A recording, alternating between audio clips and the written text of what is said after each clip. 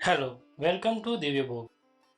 આજે આપણે બનાવીશું ઉપવાસ માટે ટેસ્ટી મોરૈયાની ખીચડી. એ પણ કડાઈમાં. લોકો પ્રેશર કુકરમાં મોરૈયાની ખીચડી બનાવતા હોય છે, પણ જો તમે આ રેસીપી ફોલો કરીને કડાઈમાં બનાવશો તો પ્રેશર કુકરના મોરૈયાને ભૂલી જશો. તો ચાલો બનાવીએ મોરૈયાની ખીચડી. સૌથી પહેલાં હાફ કપ મોરૈયો લઈશું. તેને બરાબર ધોઈને 5 મિનિટ માટે સાઈડમાં રહેવા દઈશું.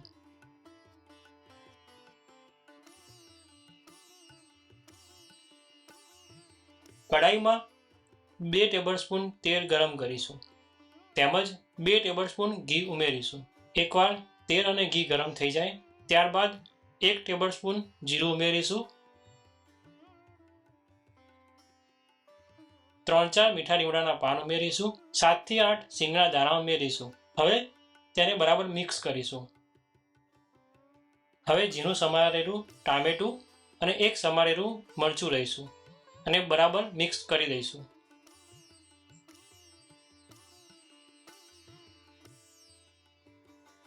હવે 1 કપ સમારેલા ગાજર એડ કરીશું.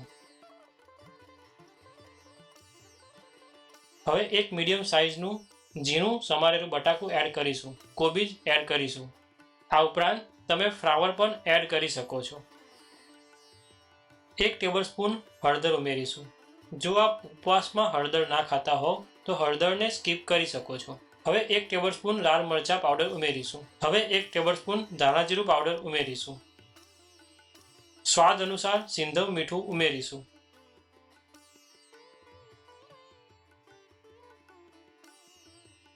ફ્રેશ કોથમીર ઉમેરીશું અને બરાબર મિક્સ કરી લઈશું.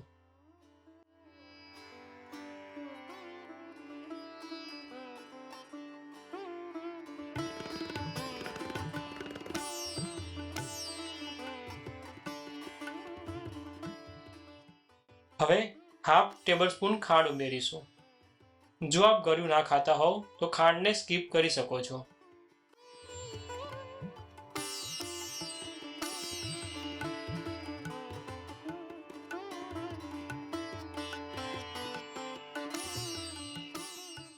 હવે ધોયેલો મોરૈયો એડ કરીશું.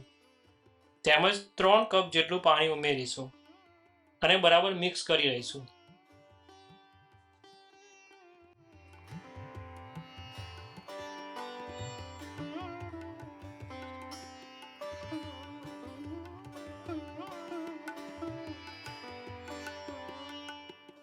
હવે ઢાંકણ ઢાંકીને 7 થી 10 મિનિટ માટે મીડિયમ ફ્લેમ પર મોરૈયાની ખીચડીને ચડવા દઈશું.